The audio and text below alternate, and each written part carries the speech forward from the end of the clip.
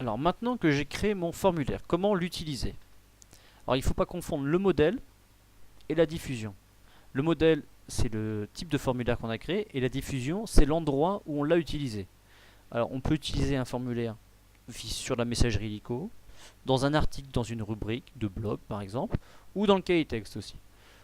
Alors je vais le mettre dans le cahier texte, par exemple comme un travail à faire pour la fois suivante.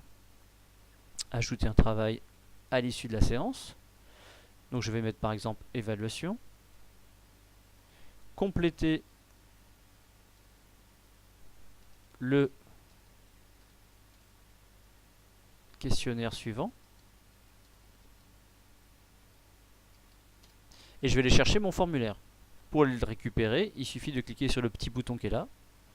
Et tous les formulaires que j'ai déjà créés sont là. Tous les modèles. Donc je prends par exemple le premier là, évaluation lecture gradation. On peut aussi toujours modifier le type, les réponses, etc. Je valide. Mon formulaire apparaît. Si j'ai plus qu'à valider, et si je reconsulte le travail que j'ai demandé, pour les élèves, ça se présente de cette manière-là. À faire pour le mercredi 26, compléter le questionnaire suivant. Il suffit de cliquer sur ça pour les élèves, et ils ont le questionnaire qui apparaît. Maintenant, comment faire pour récupérer les réponses? Eh bien, en fait, il faut retourner dans l'outil formulaire et cliquer sur diffusion.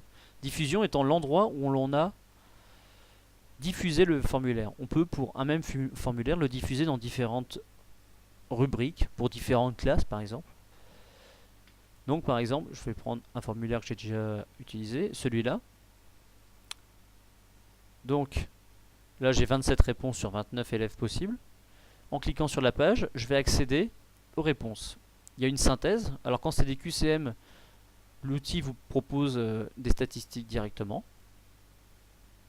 Donc voilà, déjà fait. Et pour avoir les réponses plus en détail, on clique sur réponses. Vous avez le nom des gens qui ont complété. Pour utiliser ce formulaire, il suffit de faire exporter et vous allez récupérer sous forme Excel votre tableau avec toutes vos réponses et vous pourrez ensuite le traiter. Voilà. Vous savez maintenant utiliser le formulaire.